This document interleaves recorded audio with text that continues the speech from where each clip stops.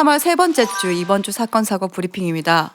오늘 교수님 네. 실시간 검색어로 이희진이라는 이름이 계속 떴어요. 그러니까요. 근데 이희진 부모 살해 이런 식으로 맞아요. 이게 이희진이가 누구냐면요. 불법 주식 거래를 해가지고 지금 재판 중에 있는 사람이에요.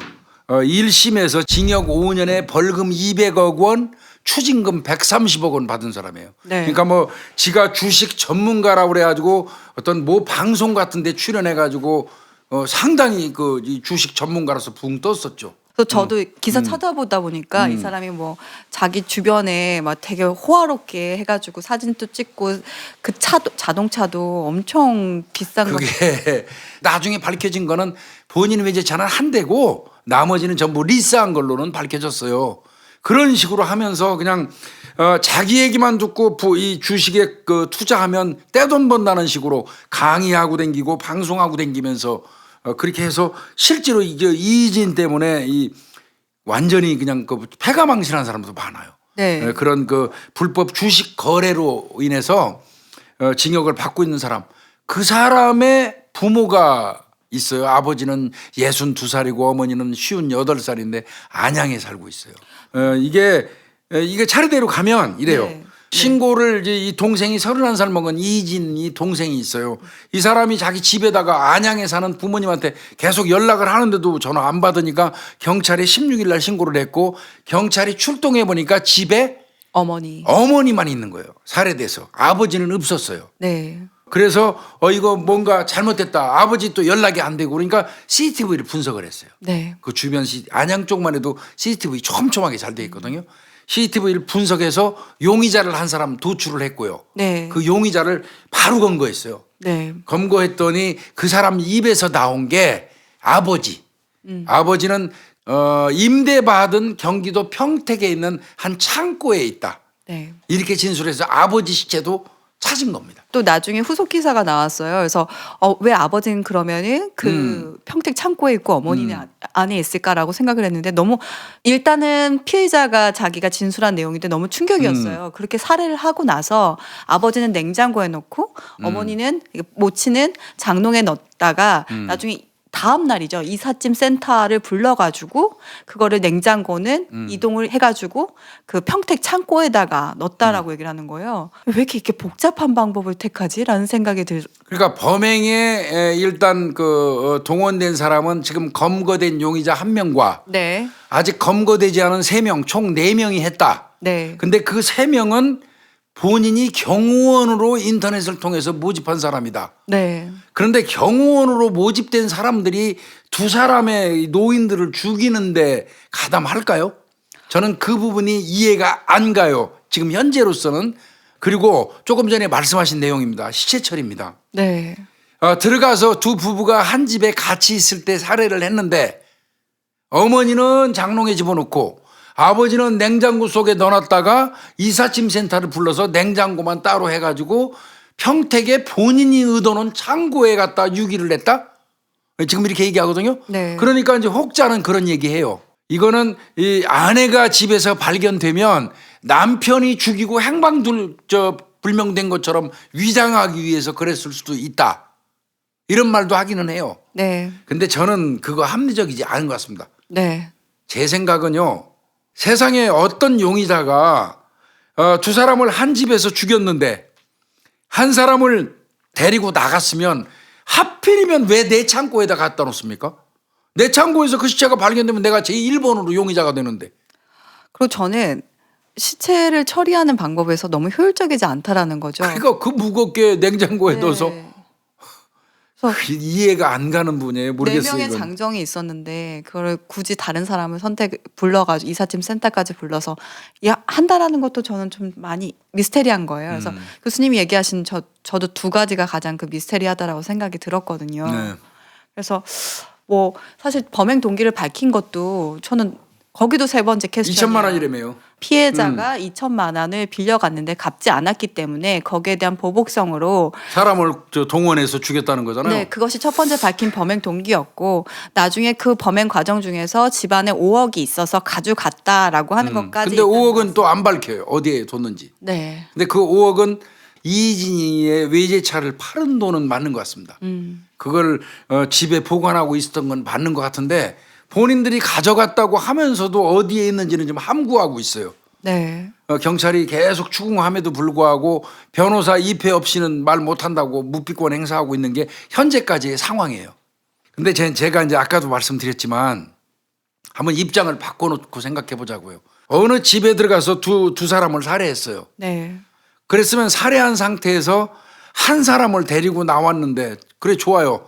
아내를 죽이고 본인이 어딘가로 행방불명된 것처럼 위장하기 위해서 남편 되는 사람을 몰래 데리고 그 사체를 운반했다고 쳐요. 그래도 그 경우에는 아예 깊은 곳에 가서 유기하는 게 맞지 본인이 임대받아놓은 창고에다가 그 시체를 갖다 놓는다는 건 말이 안 돼요. 네. 그래서 저는 한 장소에서 사망한 것 같지가 않거든요. 저도 처음에 그 생각을 했어요. 어머니는 따로 집에서 살해된 것 같고 아버지는 혹시 평택 쪽으로 그 창고 있는 쪽으로 끌고 가거나 유인해서 그곳에서 뭔가를 추궁하는 과정에서 살해했을 가능성이 더 많아 보이거든요. 사실 지금 뭐 보도에는 안 나왔지만 사체의 상태가 상당히 심각하게 훼손이 돼 있다고 하거든요. 그렇다면 그런 경우는 아주 지독한 원한 아니면 뭔가 추궁하는 과정에서 그럴 수 있지 않습니까? 네. 그래서 저는 같은 장소에서 살해해가지고 그렇게 어렵게 시체를 옮기고 그것도 자기가 임대해 놓은 창고로 옮긴다는 거는 납득이 잘 안 돼요. 지금 너무 나온 내용이 너무 적습니다. 네, 적은데다가 이게 이 피의자의 진술에 대한 내용으로만 흐름을 본다 보면 이해될 수 없는 내용들이 너무 많아서 와 이거는 뭔가 더 나오지 않는 이상 저도 뭐 교수님도 그렇고 저도 말할 수 있는 부분이 되게 적다는 이거는 굉장히 어렵네요. 네. 근데 저는 이희진이라는 인물을 다시 보게 됐다는 거 저도 잘 몰랐거든요. 근데 아직까지도 이 금액도 벌금도 지금 뭐 추징금도 그렇고 금액 자체가 아예 지금 이 사람이 사기친 금액에 대해서 어떤 것도 한수가 안 된 거죠. 제대로 되지 않았죠. 그러니까 징역 1심에 징역 5년이 떨어졌고 아직도 구치소에 있는 거예요. 재판이 진행 중이니까.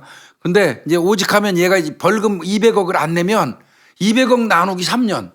벌금 대신 이제 환영 유치된다거나 노역장 유치되면 3년이 맥시멈이잖아요. 네. 그럼 나누기 하면 얘도 황제 노역이 될 수도 있어요. 그래서 1,000만 원 하루에 1,000만 원 일당 그런 말이 지금 나오고 있는 상황이에요. 네. 추징금은 안 내도 뭐 이거 환영 유치, 노역장 유치되는 일이 없으니까 네. 추징금은 빼더라도 벌금 200억을 나누게 하면 얘는 진짜 엄청난 황제의 어떤 그 노역을 하는 걸로 기록될 수도 있는 사람이고요.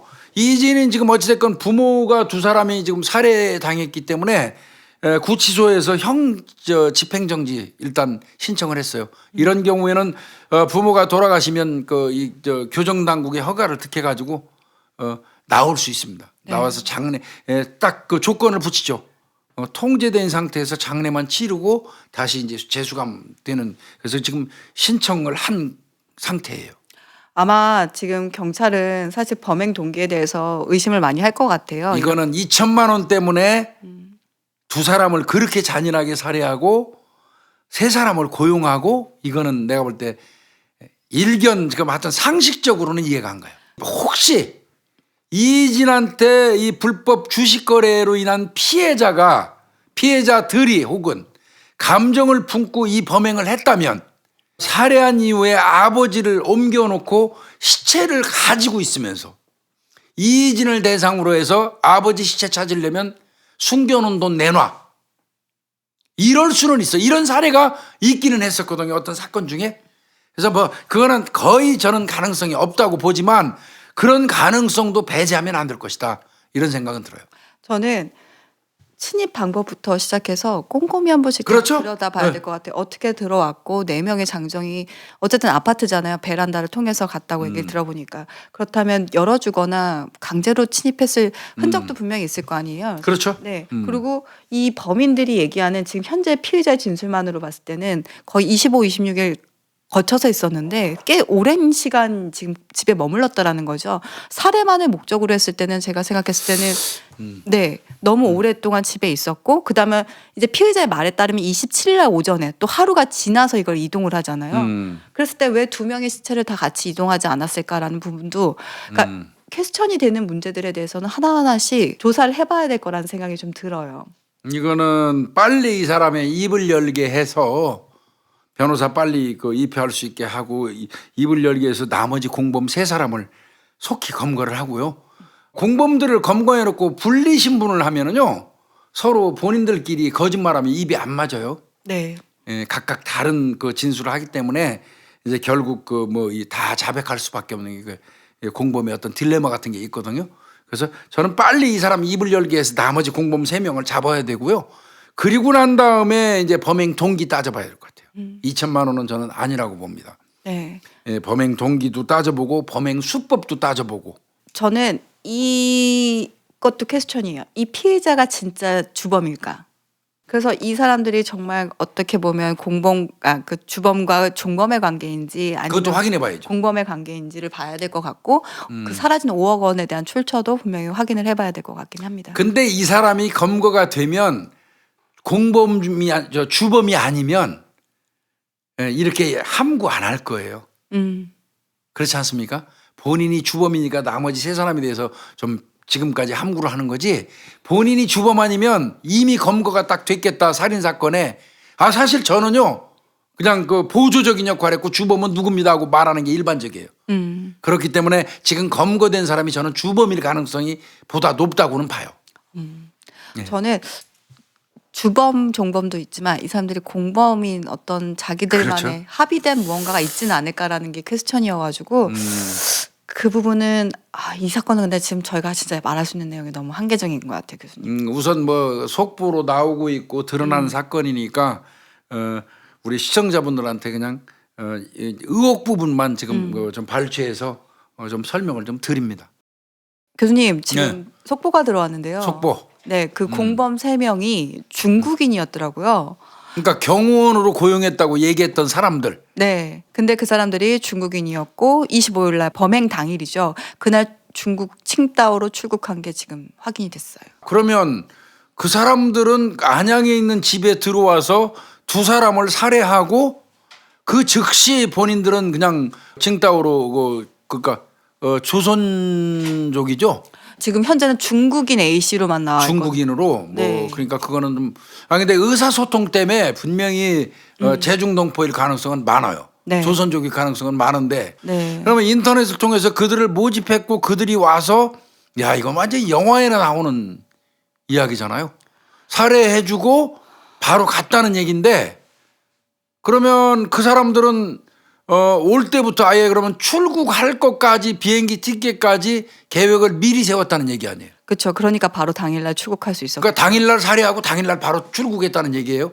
지금 현재 나온 걸로는 그러니까 25일 날 출국했는데 얘들이 입국한 날짜는 지금 정확하게 안 나왔죠. 안 나왔어요. 그러니까 지금 기사로는 그냥 25일 날 출국했다라는 얘기만 있는데 저희가 범행일이 25일에서 26일로 추정을 하고 있잖아요. 근데 25일 날 범행한 거네 결론은. 그런 것 같습니다. 25일 날 출국했다면 이미 그 전에 들어와서 살해하고 본인들은 25일 날 미리 티켓 다 예매해놨다가 사라졌다는 얘기잖아요. 네, 그래서 지금 경찰 수사가 쉽지는 않을 것 같다라는. 이거 그러면 신병은 내가 생각할 때 그 정도 나왔으면 지금 이렇게 보도 나왔다면 신병은 확인이 된 거예요. 네, 우리나라 들어올 때 이제는 법무부 출입국관리소에서 십지지문 이거 다 찍잖아요. 네, 외국인들 들어올 때 그러면 그들의 인적 사항은 다 이제 드러난 거고 빨리 중국 공안하고 협조해 가지고 그들을 검거해서 신병을 인도받아야 돼요.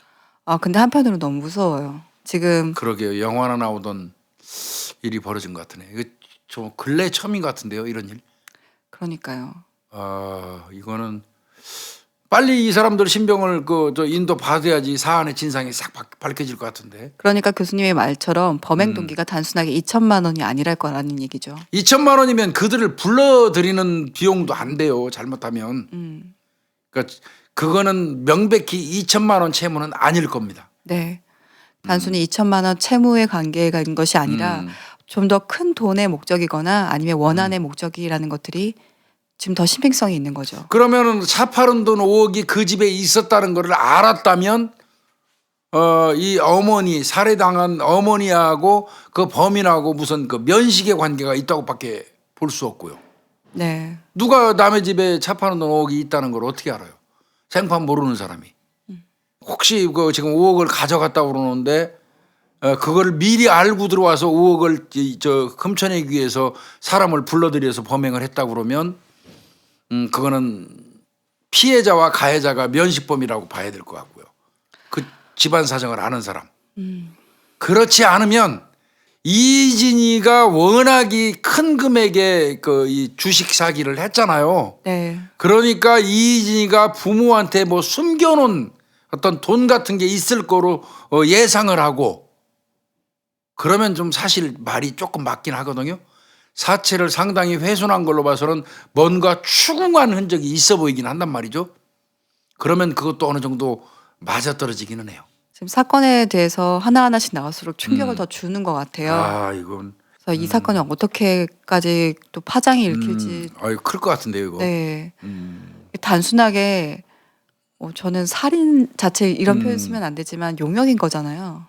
영역이죠. 예. 네. 청부살인이라고 그러는 거예요. 네.